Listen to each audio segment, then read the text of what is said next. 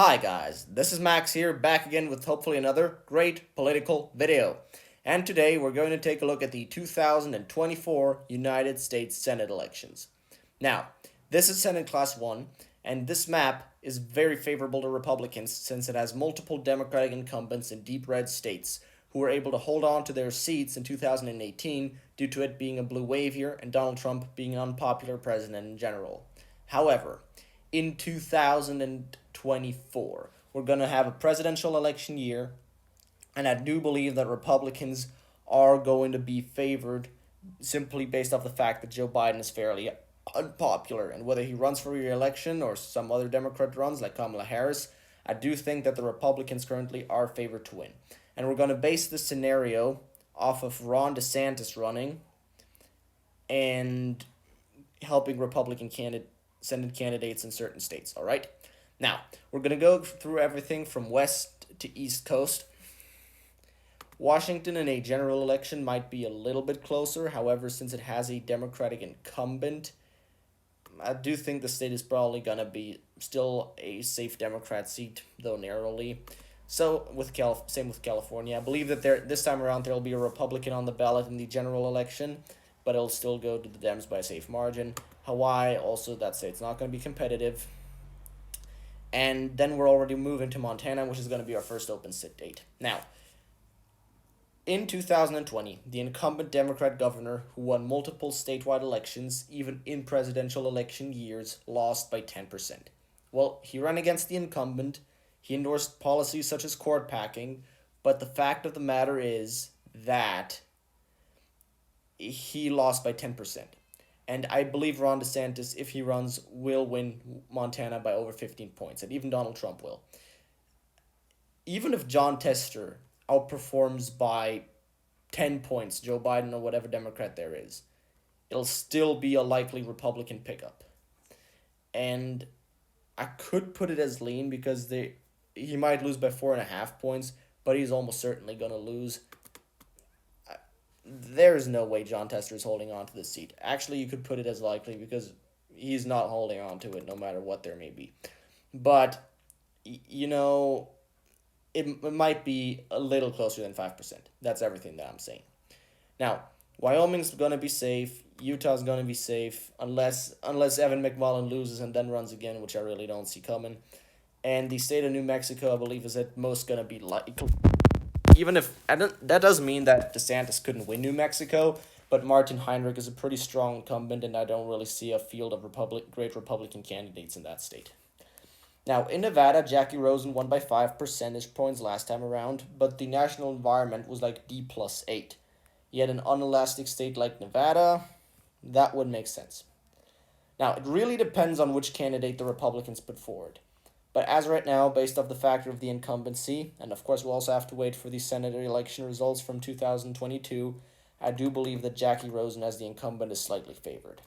In Arizona, if Kyrsten Sinema gets primaried out and Republicans are able to mount a good candidate, I think this is going to be a flip.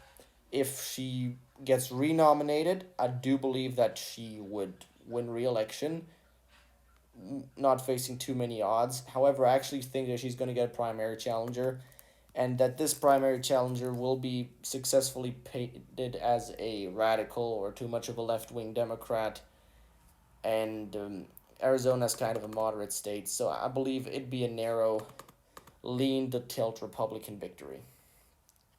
Now, in the state of Texas, we have Ted Cruz sign a pledge that he would retire after 2 terms, which I believe he might end up breaking that because lots of politicians are only interested in their careers. However,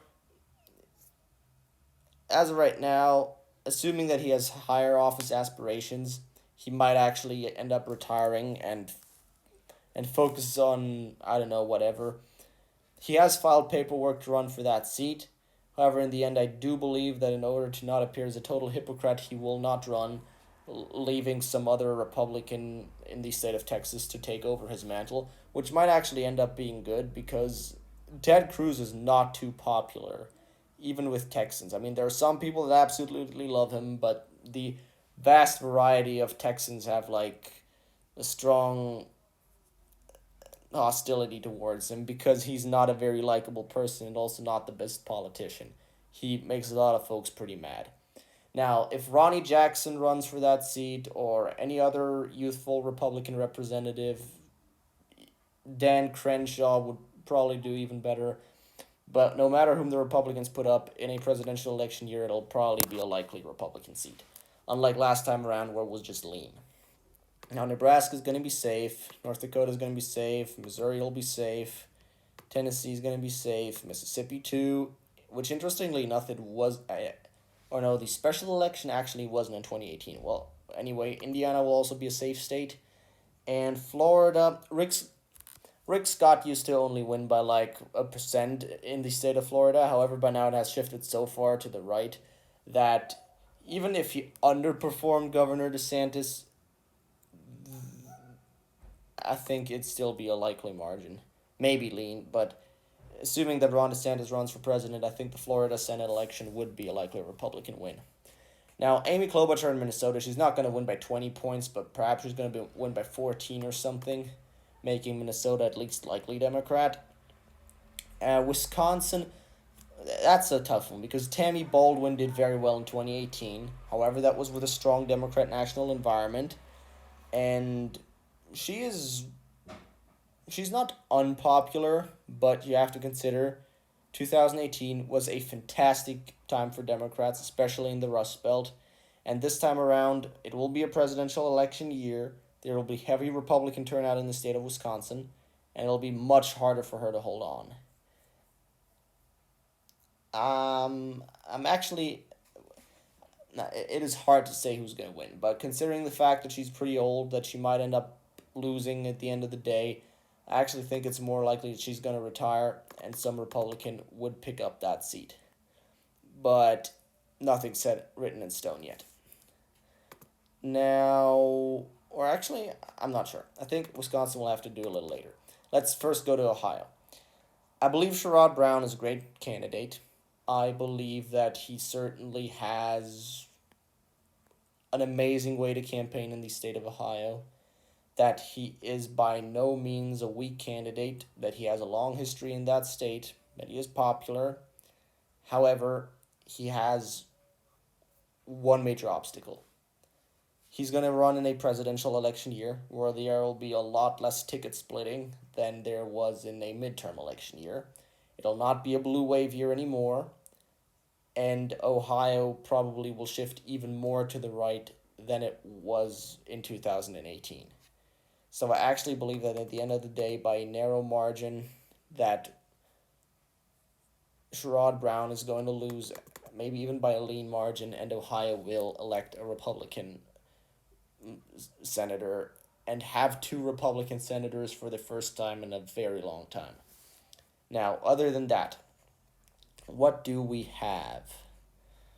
I'd say there are actually a lot of interesting states in the Northeast because West Virginia has a Democrat incumbent, Virginia has a Republican governor who's pretty popular, and Pennsylvania, even though it probably will vote Republican on the presidential level that year, I believe has an incredibly popular Democrat incumbent by the name of Bob Casey, and he actually won by such a huge margin last time around that he's not going to lose. I'll actually put Pennsylvania because he's a legend in the state. It'll be almost impossible to beat him. Maryland and Delaware are also going to be safe. And West Virginia with Joe Manchin. I actually looked at some polling and it showed that Joe Manchin still has a shot. He is the only Democrat in the Senate who has the reputation of, I'm a right-wing conservative Democrat. He's not just acting like a moderate, he is a moderate. However, no matter which candidate runs for the Republicans, there'll probably be a R plus 30 point margin.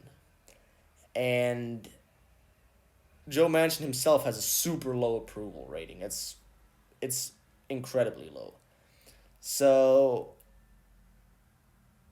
it really depends on the Republican candidate against him. Jim Justice said he was not going to run. If he did, I mean, that would have been a sure Republican pickup.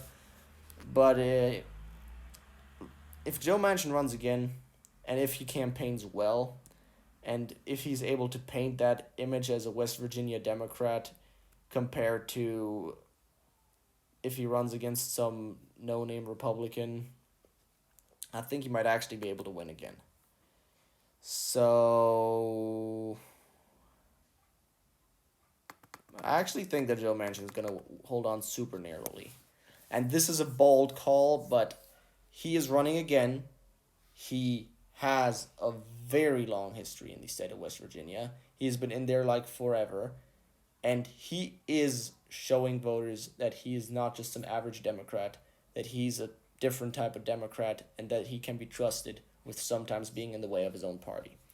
Now, in Virginia, I believe that Glenn Youngkin will run for Senate because what else should he do? Like, the governors are term limited. However, he's not as much of a career politician as most other people are, so he might even not end up running. But if he does run, he could paint Tim Kaine as a, I don't know, as a no-name, as another elitist that he'd try to throw out. And with the right national environment, I actually think that he'd be able to win that race, and Virginia would have another Republican senator. Now, New York's going to be safe Democrat. Bob Menendez in New Jersey was really not popular in 2018, almost would have lost re-election. I really will have to wait and see who's going to run against him, whether it's some youthful Republican. But as right now, I really don't see him losing. I'll put it as likely, though, because you never know what ends up happening in the end.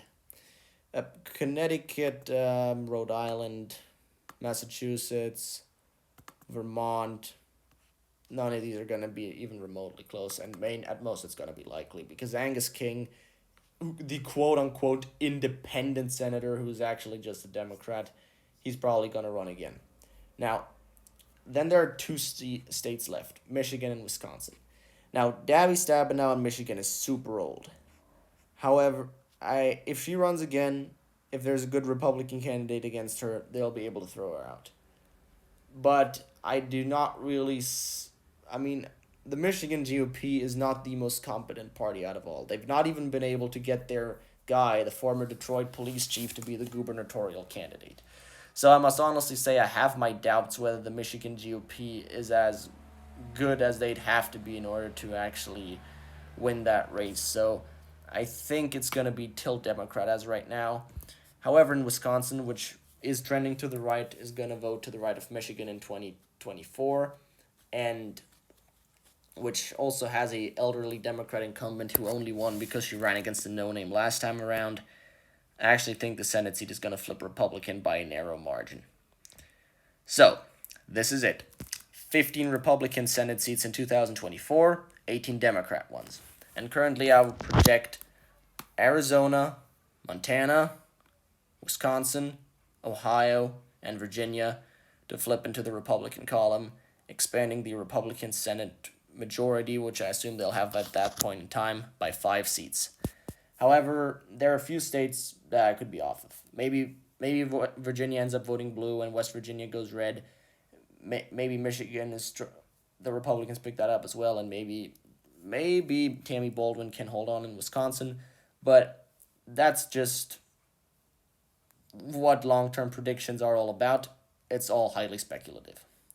Well, either way, I hope you enjoyed this video. If you liked it, likes, comments, subscriptions are greatly appreciated.